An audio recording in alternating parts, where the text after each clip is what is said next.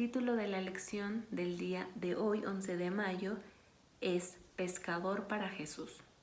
Y nuestro texto bíblico se encuentra en Lucas 5, del 8 al 11. Dice lo siguiente: Simón Pedro se puso de rodillas delante de Jesús y le dijo: Apártate de mí, Señor, porque soy un pecador. Pero Jesús le dijo a Simón: No tengáis miedo, desde ahora vas a pescar hombres. Entonces llevaron las barcas a tierra, lo dejaron todo y se fueron con Jesús. Todos sabemos esta historia, conocemos un poco y sabemos que los hombres de Galilea eran gente humilde, sencilla, eran pescadores sin letras, gente sencilla.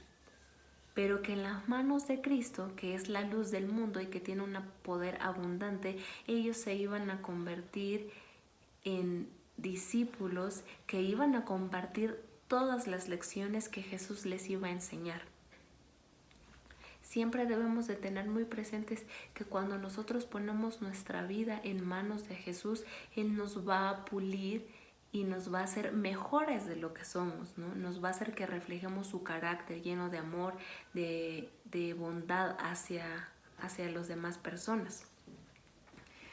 Bueno, entonces, en esta época también había gente muy sabia. Sin embargo, Jesús los dejó de lado. ¿Por qué los dejó de lado? Porque estas personas sabias se sentían con tanto conocimiento y con tanta confianza en sí mismas que cuando veían a Jesús algo chocaba, algo no podía encajar, porque Jesús era sencillo, Jesús iba y compartía con la gente pobre, les sanaba, hacía milagros, les daba lecciones, y los sabios no simpatizaban con estas acciones, porque ellos pensaban que era incorrecto, ¿no? Que lo que Jesús hacía era malo.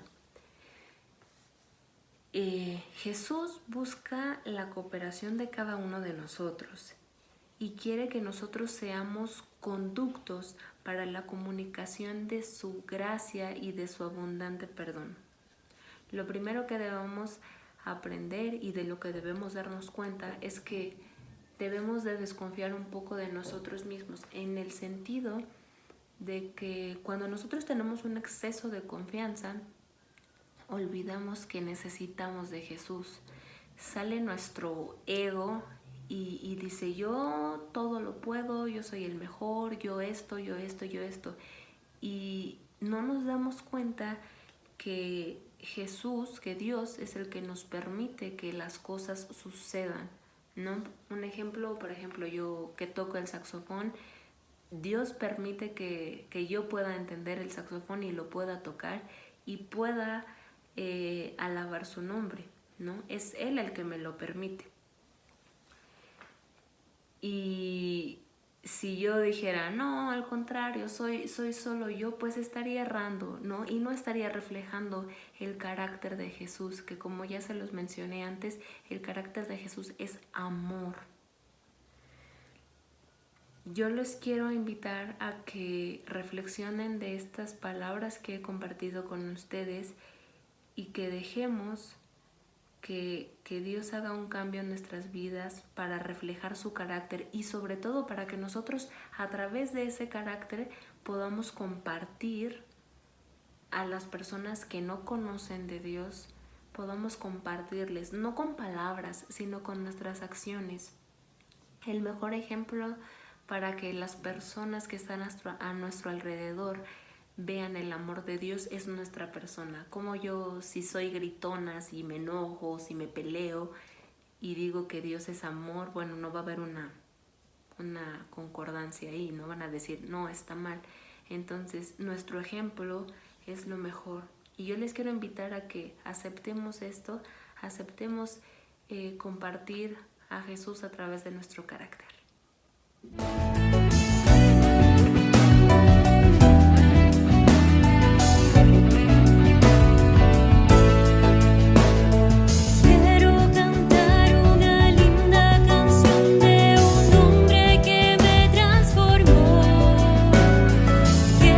Cantar una linda canción de aquel que mi vida cambió.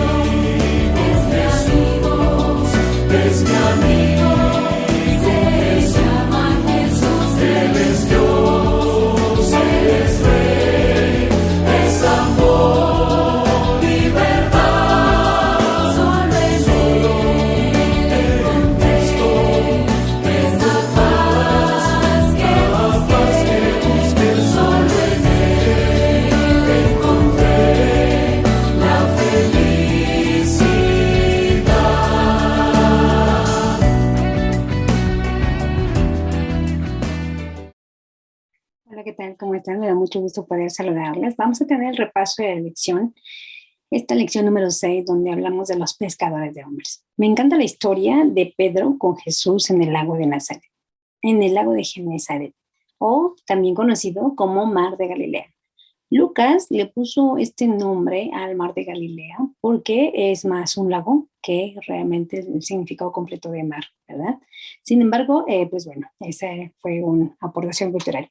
Algo que me gusta mucho de esta narrativa que tenemos en Lucas 5, que vamos a estar repasando del 1 al 11, es que se dan algunas circunstancias muy importantes. La primera es que en el lago de Genesaret se lleva a cabo uno de los milagros más importantes. No solamente se trata de una pesca inmensa y exitosa después de la orden de Jesús, ¿no? No, se trata también de la conversión, del llamado que Dios le hace a Pedro. Y me encanta siempre ahondar un poquito en los detalles de las circunstancias que se dan. Por ejemplo, esta pesca regularmente, si ustedes recuerdan el texto bíblico, dice que toda la noche estuvieron trabajando y no pescaron nada. Esto quiere decir que más o menos las horas de la pesca son entre la noche y madrugada y que pudieron haber acabado a las 5 de la mañana y aún, a pesar de esa jornada laboral, no encontraron ningún pescado en el fondo del mar, ¿no? Jesús sale a predicar en ese momento, muy temprano al amanecer, y ya hay una multitud que lo está esperando. Entonces él ocupa esas barcas que ya se desocuparon porque ya terminaron su jornada laboral para poder empezar su predicación. ¿Por qué? Porque había mucha gente que lo estaba apretando, ¿verdad? Y entonces los pescadores, dice ahí, que en ese momento se encontraban en el lugar donde estaba Jesús porque estaban lavando sus redes. Entonces, pues vemos que ahí el contexto de trabajo está directamente relacionado con esta situación de la pesca, con el esfuerzo que hacemos para obtener el fruto de nuestro trabajo, ¿no? Entonces, en ese contexto es donde se da justamente el milagro de la pesca. Sin embargo, algo que nos llama mucho la atención es cómo es que Pedro es llamado en estas circunstancias. Jesús, cuando termina de predicar, le dice a Pedro, vamos hacia el fondo del lago, le dice, termina de predicar y le dice, boga mar adentro y echa las redes para pescar. Simón entonces le dice, maestro, toda la noche hemos estado trabajando y nada hemos pescado, pero en tu palabra echaré la red. Pedro no era alguien que era aficionado, por decirlo así, a Jesús. Él ya había tenido contacto previo con él. Juan, en el capítulo 1, nos dice que ya habían platicado incluso con él, pero aún no decidían ser apóstoles de manera permanente. Ellos sí iban y venían con Jesús, pero no necesariamente estaban de manera permanente. Ellos todavía estaban ejerciendo su trabajo de pescadores en el mar de Galilea. Y así es como encontramos a Pedro, ¿no? Va, obedece la voz de Jesús, echan las redes al mar y entonces sucede lo que no sucedió durante la jornada laboral en la noche, ¿no? Aparecen todos los pescados que no estaban durante la noche y la madrugada y tuvieron que pedir ayuda a sus compañeros para poder lograr que esa pesca pudiera ser rescatada de manera completa. Incluso, la Biblia dice que las barcas casi se hundían del peso de los peces que habían pescado. Hay mucha redundancia aquí, pero bueno, en realidad eso es lo que estaba sucediendo.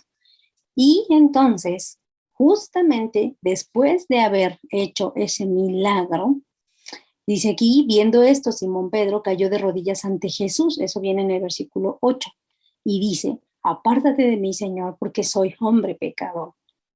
Por la pesca que habían hecho, el temor se había apoderado de él y de todos los que estaban con él, asimismo de Jacobo y Juan, hijos de Zebedeo, que eran compañeros de Simón. Pero Jesús le dijo a Simón, no temas, desde ahora serás pescador de hombres. Es importante y me gustaría mucho que ahora que está muy de moda esto del hashtag, nos demos un poquito ese trabajo de imaginación donde dice todos somos Pedro. Nos vamos a poner en el lugar de Pedro y nos vamos a ubicar ahí en el mar de Galilea, esa mañana en la que Jesús se lo lleva en la barca y le dice, echa la red, regrésate y entonces Pedro se arrodilla delante de Jesús, pero está asustado.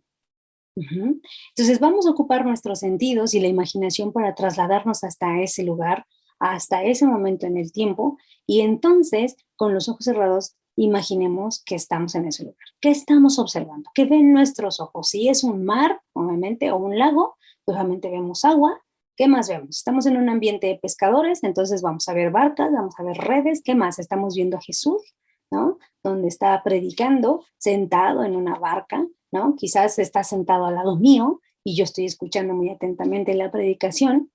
Pero ¿qué más? Dice ahí, ¿qué puedes degustar? En ese ambiente de pescadores, ¿qué más podemos degustar? Pues el pescado, ¿no?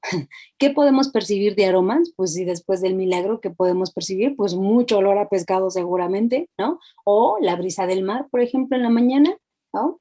¿Qué más? Dice tocar, ¿qué podemos tocar? ¿Qué sentimos? Podemos sentir las redes pesadas, llenas de pescados, ¿no? Podemos sentir que la barca se hunde, ¿no? En nuestro sistema de tacto se pone en alerta porque obviamente nuestra barca está a punto de hundirse. Y la otra, ¿cómo escuchamos en ese momento la voz de Jesús?